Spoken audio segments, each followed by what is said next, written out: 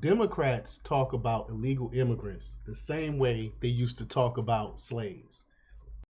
Now, we know that the Democrats uh, want to bring in illegal immigrants because that's a new voting bloc, and also the main reason is cheap labor. And some of the same words and some of the same statements they're making, it was the same arguments they were making for slavery. And so they really tell you who they are if you pay attention.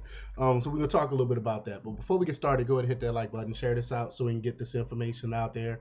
Subscribe if you're not already a subscriber, and hit that alarm bell so you know when I'm putting out new stuff. Also, check out my link tree in the description. It has a link to my Patreon where I talk about things I can't talk about here. There's also a link to my Instagram and my merch store. Also, check out jjthepsychotherapist.com for news as well. All right, let's talk about this news.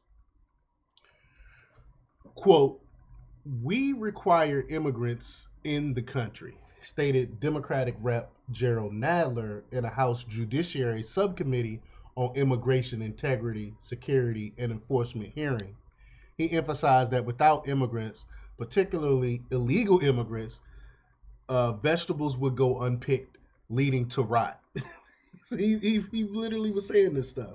It's crazy. It's crazy. Like, who's gonna pick our vegetables? I mean, the same exact argument they made for slavery. But Nadler continued by highlighting the low birth rate in the country, linking it to his pro-abortion stance. This, he argued, raises concerns about the United States replacement rates, drawing parallels to past Democratic support for slavery based on economic needs. Democrats' historical reliance on slave labor to pick cotton is compared to their present argument supporting low wage illegal migrants for vegetable harvesting. The Democrats' past association with slave traders is juxtaposed with their current involvement in human trafficking at the southern border facilitated by cartels.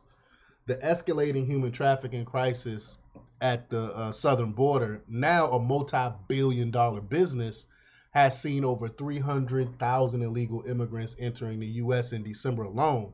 This influx affects not only border states, but the entire nation, straining resources in cities like New York and the city of Chicago.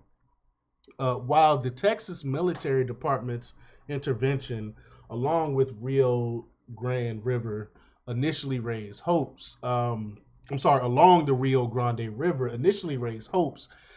It appears to be political theater. Despite additional personnel at barriers, Texas Governor Abbott has not empowered the Texas National Guard to detain and deport illegal immigrants, leaving the border situation unchanged.